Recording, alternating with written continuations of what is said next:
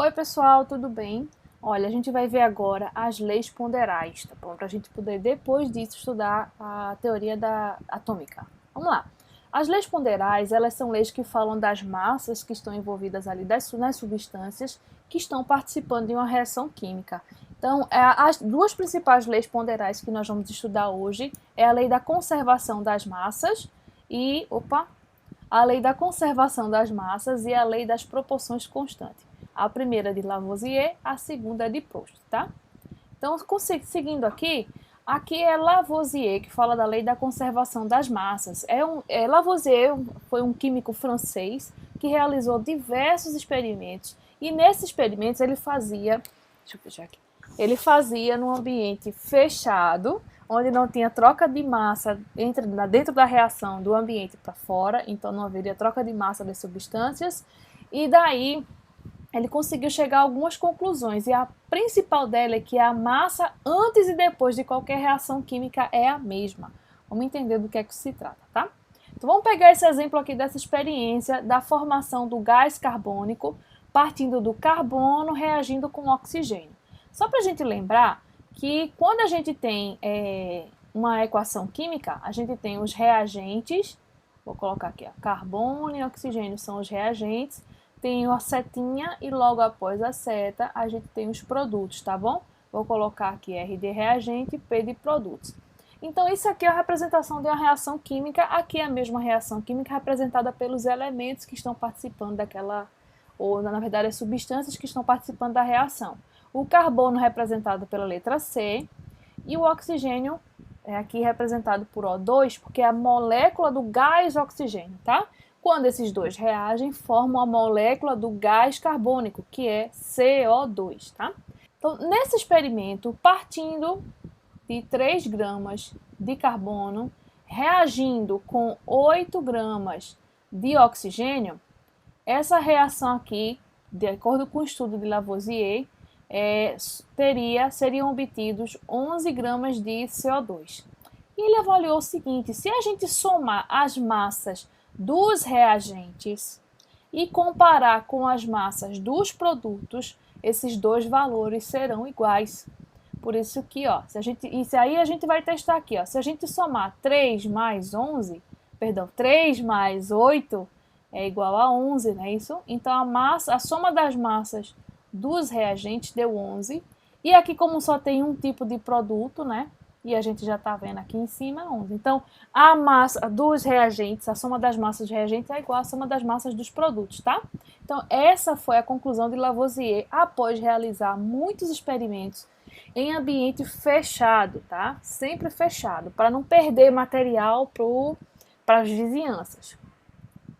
Então, agora existe o seguinte: foi observado que a queima, por exemplo, a combustão é uma reação química. Então a gente pode colocar um papel para queimar, a gente pode queimar a palha de aço. Só que é observado que durante a queima, aparentemente parece que está se perdendo massa ou está ganhando massa. Então essa percepção ela é facilmente explicada. Quando a gente tem a queima do papel, ele está em ambiente aberto, parece que o papel desaparece, sobra só um pouquinho de fuligem. Então parece que desapareceu. Na verdade, não desapareceu. Numa reação de combustão do papel, que é material orgânico, libera como principal componente gás carbônico e água. Então, quando o papel está queimando, o carbono do papel, que antes estava no papel, passa para o estado gasoso na forma de gás carbônico. Então, a gente pensa que no final desapareceu matéria. Não desapareceu, ela se transformou em outras substâncias. Agora, o exemplo da palha de aço é o contrário. Quando se queima a palha de aço e compara a massa dela antes da reação, estou até representando a balancinha aqui, antes da reação com a massa dela após a reação, percebe-se que após a reação parece que ela ganhou mais massa. Apareceu massa do nada. Não apareceu massa do nada. O que acontece é que na oxidação, na queima da palha de aço, acontece a reação de oxidação e o oxigênio do ambiente ele vai se incorporando na palha de aço, tá bom? Então é por isso que ao final nós temos a palha de aço mais oxigênio. E aí é a formação do ferrugem ou óxido de ferro, tá? Então, se a gente for para compreender melhor essa reação, a gente pode esquematizar dessa maneira numa equação química. Os reagentes serão o ferro da palha de aço, né, mais o oxigênio, e após a reação química, a gente vai ter o óxido de ferro, que é a ferrugem, tá? Se a gente somar a massa desses dois, ela vai dar igual, ser idêntica à massa final. Então, por exemplo, se eu partir de 112 gramas da palha de aço, ela vai reagir com 48 gramas de oxigênio. E vai ser formado, estou até filando aqui, tá? Essa é a proporção em que eles reagem. Então, se a gente contar, se a gente somar esses dois aqui, ó, a gente vai ver que esse total vai ser de 160 gramas.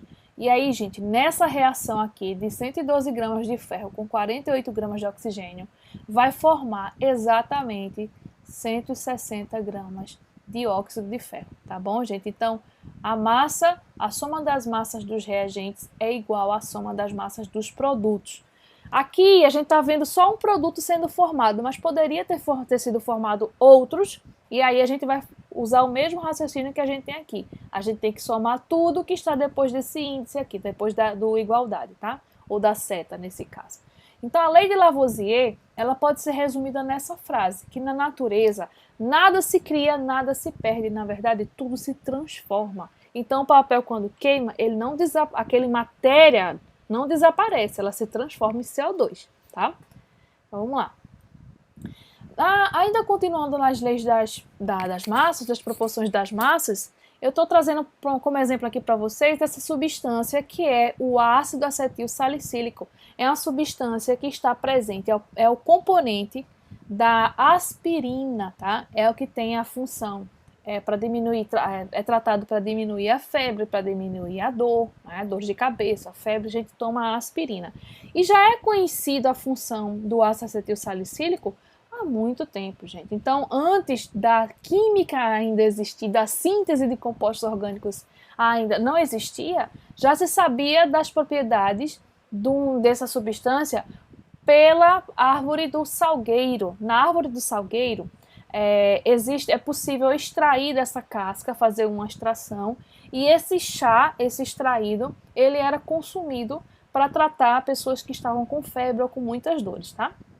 Então, agora, a indústria farmacêutica, né, primeiro a química descobriu uma maneira de sintetizar esse ácido acetil salicílico em laboratório, e a indústria farmacêutica multiplica nessa síntese, né, faz essa síntese de maneira industrialmente, e aí é possível a gente hoje encontrar o ácido acetil salicílico num comprimido. Mas olha, independente se o ácido acetil salicílico veio da síntese em laboratório ou se ele veio da casca do salgueiro, a molécula vai ser sempre a mesma, ela vai ter sempre essa mesma proporção. É por isso que diz aqui, ó, uma substância pode ser proveniente de diferentes fontes naturais ou ser obtidas por diversos processos. No entanto, seja qual for o método de obtenção, a substância terá sempre a mesma composição química fixa. O que significa que, por exemplo, aqui, ó, o ácido acetil salicílico, ele tem, se eu for olhar aqui os átomos que compõem essa molécula, e eu vou informar para vocês que essas esferas aqui em marrom estão representando o átomo de carbono, a vermelhinha representando o oxigênio, e as branquinhas os de hidrogênio. Então, se a gente conta aqui, ó, tem 6 átomos de carbono, mais 1, 7, mais 2, 9, 6, 7, 8, 9. Então, aqui o ácido acetil salicílico, ele vai ter carbono na sua composição, na quantidade de 9 carbonos. Então, eu coloco 9 aqui embaixo, tá? E ele tem os hidrogênios. Vou colocar o símbolo do hidrogênio aqui, ó. Ele tem 1, 2, 3, 4, 5, 6, 7 e 8. 8 hidrogênios. Então, eu coloco um índice aqui embaixo, que está me dizendo que na molécula tem 8 hidrogênios e tem 4 oxigênios. Então, eu tenho que colocar o símbolo aqui do oxigênio, mais o índice 4 aqui. Essa é a fórmula molecular do ácido acetil salicílico. E sempre ele vai ter essa proporção química fixa. 9 carbonos, 8 hidrogênios e 4 oxigênios. É isso que fala a lei das proporções das massas e da composição química fixa. Por exemplo, o CO2, que é o gás carbônico, ele tem essa forma C, né, um carbono e 2 oxigênio. Significa que, independente se o CO2 sai do processo de expiração nosso, ou da queima de um papel, que também libera CO2, não importa. A molécula do CO2 vai ser sempre um carbono e 2 oxigênios, tá bom? A proporção é essa. Então vamos lá, partindo para o próximo. Continuando aqui, gente, com a lei das proporções constantes, que é a lei de Proust. A gente viu a lei da conservação das massas de Lavoisier, e essa aqui, a lei da proporção constante de Proust, diz o seguinte, que as substâncias elas reagem sempre na mesma proporção para formarem outras substâncias. Então vamos ver a formação do CO2 a partir do carbono e do gás oxigênio. Eu posso representar essa equação química aqui, ó, por essas esferas. Eu vou representar dessa maneira aqui, tá? Então eu vou ter a esfera em cinza representando o carbono, as duas esferas aqui em verde está representando a molécula do gás oxigênio, e essas aqui estão representando a molécula do CO2. Eu até coloquei os símbolos aqui no meio para ficar bem claro que aqui é o carbono e os 2 oxigênios, tá? Agora, se eu dobrar essa quantidade aqui, se eu dobrar a quantidade de carbono aqui, para dobrar, na equação, eu vou representar com um índice aqui na frente, o número que eu vou colocar aqui na frente. Aqui, se não tem nada, significa que é 1, 1 e 1, tá? Uma quantidade dessa, uma dessa e uma dessa. Aqui, se para dobrar, eu vou ter que colocar, ó, que vai ser 2, e eu vou ter que, gente, nessa situação, vai ter que dobrar a quantidade dos demais reagentes. E dobrando, né, a quantidade dos reagentes, eu vou ter, inevitavelmente, o dobro de produto sendo formado. Representado aqui por essas esferas. Ó. Tenho agora 2 esferas aqui representando o gás, o carbono, e aqui representando o gás hidrogênio, formando 2 moléculas de gás carbônico, tá? Então, se eu duplicar a quantidade dos átomos e as massas, elas vão dobrar. Se eu duplicar essa quantidade das massas, vão dobrar, tanto dos reagentes quanto dos produtos. E se eu triplicar o carbono, eu vou ter que triplicar o oxigênio, o gás oxigênio, e vai ter o triplo da quantidade de produtos, tá? É como se a proporção vai ser sempre essa. É como se a gente fosse fazer um bolo. A química é parecida com a cozinha. Quando a gente vai preparar um bolo, nas receitas elas usam a proporção trigo, leite e ovo. Geralmente são as seguintes: 2 xícaras de trigo para 1 xícara de leite e 4 ovos, tá? Então essa é a proporção. Vou ter que ficar dessa mão que é mais fácil. Então, se na sua casa você vai fazer um bolo e você percebe que você tem 2 de trigo, tem 1 de leite, mas você só tem, não tem 4 ovos, você tem 3. Ou perdão, você tem 2 ovos. Então você tem a metade dessa quantidade de ovo. Não adianta você misturar tudo e achar que vai obter um bolo, né, gente? Porque a proporção vai estar errada. Você tem menos ovos do que a receita pede. Então, se você tem a metade de ovos, você vai ter que fazer a metade da quantidade de leite que você tem em casa. Então, se você tem 1 xícara, você vai usar a metade. E se você tem 2 xícaras de trigo, ao invés de usar as 2, você vai usar a metade. Usa 1, tá bom? Porque é o teu ovo aqui que está ditando como é que vai ser essa receita, tá certo? Então, as proporções serão sempre essas, tá? Constantes. Continuando aqui, gente, vamos exercitar partindo desse experimento aqui. O cálcio ele reage com oxigênio produzindo o óxido de cálcio. Olha, cálcio reagindo com oxigênio formando o óxido de cálcio, que é conhecido como calvirgem. Foram realizados 2 experimentos e os dados estão nessa tabela aqui. Então aqui está a equação química, o cálcio mais o oxigênio, o produto sendo formado. No primeiro experimento, a gente parte aqui, dessa tabela está me dizendo que partiu-se de 40 gramas de cálcio, utilizou-se uma certa quantidade que eu não sei, então chamamos de X, de oxigênio e formou-se 56 gramas de calvirgem. Na segunda experiência, partiu-se de uma quantidade que eu também não sei, de cálcio, mas eu sei que também foram utilizados 32 gramas de oxigênio e Z quantidades de calvirgem foram formadas. Descubra os valores de x, y e z com o auxílio das leis de Lavoisier, que é a lei da conservação da massa, e a lei de Proust, que é a lei das proporções constantes. Então, olha só, gente, para a primeira aqui, para achar o valor de x, eu uso a lei da conservação das massas, que diz que a soma das massas dos reagentes é igual à soma das massas dos produtos. Com isso, eu sei que 40 mais x é a massa disso tudo aqui, vai ser a massa dos reagentes. Tem que ser igual à massa dos produtos. Como só tem um produto aqui, ó, que é 56 gramas, né? Isso aqui é o produto. Então, aqui eu já posso resolver essa equação, isolar o x e achar o seu valor. Então, o x eu permaneço aqui, aqui eu tenho 56, permanece desse lado, e o 40 que estava aqui somando vai para cá, subtraindo. Com isso, o valor de x aqui vai ser 16, e não esquece da unidade, 16 gramas, tá? Então, a gente já sabe que x aqui é igual a 16, tá bom? Então, pela lei da conservação das massas, a gente encontra x. E a segunda experiência, a gente consegue encontrar y e z pela lei das proporções constantes. Porque olha só, x aqui nessa primeira experiência era 16. Embaixo, a única informação que eu tenho é do oxigênio, tá vendo? Ó? Então, eu vou comparar com essa quantidade de oxigênio aqui. Então, no primeiro experimento, eu tinha 16 gramas de oxigênio. No segundo, a gente tem 32 gramas. Então, olha só, gente, 32 é exatamente o dobro, né? É 2 vezes 16. Então, pela lei das proporções constantes, se eu tenho o dobro desse reagente, eu preciso duplicar também esse reagente Y e, inevitavelmente, eu vou ter o dobro do produto sendo formado. Logo, 16, né? O dobro vai ser 32. 40, o dobro vai ser 80. Aqui eu tenho 80. E 56, o dobro disso vai ser 112 gramas. Tá bom, gente? Então, a gente consegue achar essas variáveis tendo em mente as leis ponderais. No prato A é onde vai acontecer a combustão. Vou colocar um asterisco aqui, tá bom? Aí repetiu-se o mesmo experimento, só que substituindo a folha de papel por uma palha de aço, tá bom?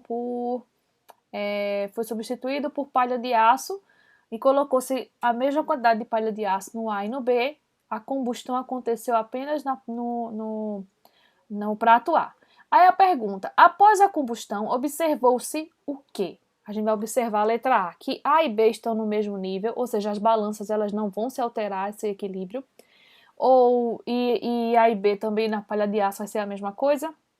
Então tem várias alternativas aqui, gente. Vamos analisar logo o que vai acontecer? Ó, a gente sabe que quando se queima o papel, a gente parece que a matéria desapareceu, né? Mas na verdade é que sai o CO2, né? Isso, então a gente sai o CO2 na forma, né? Sai o carbono na forma gasosa e daí dá a impressão de que desaparece o material. Com isso, essa parte do prato vai ficar mais leve. Se ela fica mais leve em relação à folha, a essa daqui é o B, essa parte da balança sobe e essa parte da balança vai descer, tá bom? Já no caso da folha da palha de aço, quando ela entra em combustão, a gente já viu, já mostrei para vocês que há incorporação de gás, de átomos de oxigênio pelo gás oxigênio do ar, não é isso? É uma reação de oxidação. E com isso, a palha de aço, após a queima e transformação dela em óxido de ferro, vai ter muito mais matéria. Então, o que a gente observa é que essa parte da balança fique mais pesada, então ela vai estar para baixo, abaixo, e o B vai estar acima. Então, para o papel, A vai estar acima e B vai estar abaixo. Vamos lá, no mesmo nível no A. Aqui A não vai estar embaixo, vai estar acima, então pode ser esse ou esse, tá? E a letra A e o segundo da palha de aço, o A vai estar abaixo e o B vai estar acima. Então, das duas alternativas que restaram, só essa aqui corresponde ao correto. Então, é a letra D. Espero que vocês tenham gostado do exercício e do conteúdo. Abraço!